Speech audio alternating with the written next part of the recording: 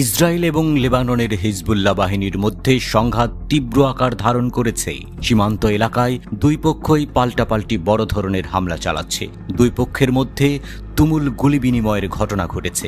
Israeli বাহিনী লেবাননের দক্ষিণাঞ্চলে বিমান থেকে ঘন ঘন বোমা হামলা চালাচ্ছে।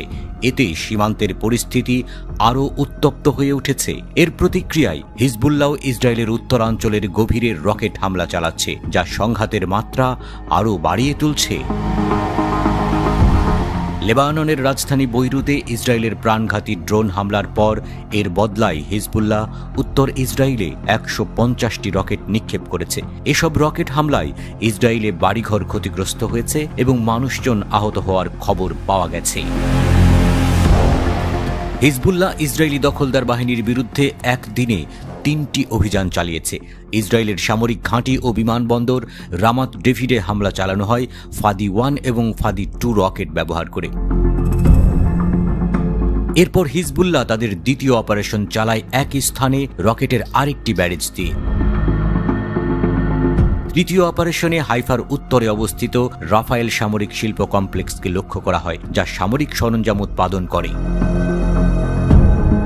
ইসরায়েলি সামরিক বাহিনীর মতে হিজবুল্লাহর ছোঁড়া রকেটগুলোর মধ্যে মাত্র 8টি আকাশ প্রতিরক্ষা ব্যবস্থা দিয়ে বাধা দেওয়া সম্ভব হয়। ফাদি 1 হল একটি 220 mm ক্যালিবার রকেট, যা মাল্টিপল রকেট লঞ্চার MLR থেকে ছোঁড়া হয় এবং এর সর্বোচ্চ রেঞ্জ 80 কিলোমিটার।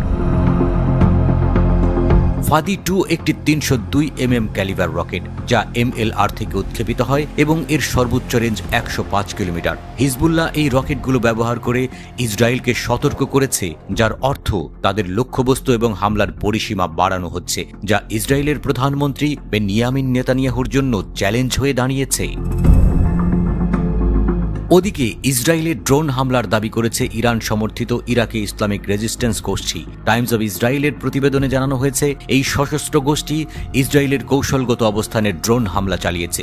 ইসরায়েলি সামরিক বাহিনী IDF জানায় তারা ইরাক থেকে আসা একাধিক সন্দেহজনক হামলা আটকে দিয়েছে, কোনো ক্ষয়ক্ষতি হয়নি।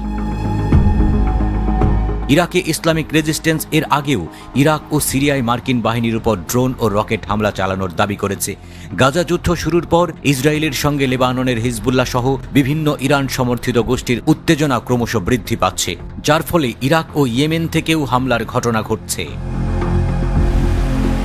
যুক্তরাষ্ট্র জানিয়েছে ইসরায়েল ও হিজবুল্লাহর মধ্যে চলমান হামলা শিগগিরই থামার কোনো সম্ভাবনা নেই। ইসরায়েলি প্রতিরক্ষা মন্ত্রী ইয়োভ গ্যালান্ট গত সপ্তাহে বলেছেন, ইসরায়েল উত্তর সীমান্তে যুদ্ধের একটি নতুন অধ্যায় শুরু করেছে।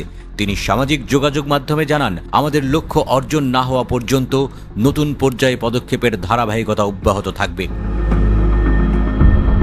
গত এক সপ্তাহে লেবাননে কমপক্ষে 84 জন নিহত হয়েছে এবং ইসরায়েল হিজবুল্লাহ সংঘর্ষে মৃতের সংখ্যা গত বছরের অক্টোবর থেকে 750 ছাড়িয়ে গেছে। এই পরিস্থিতি মানবিক সংকট ও অঞ্চলটির অস্থিতিশীলতা বৃদ্ধি করেছে।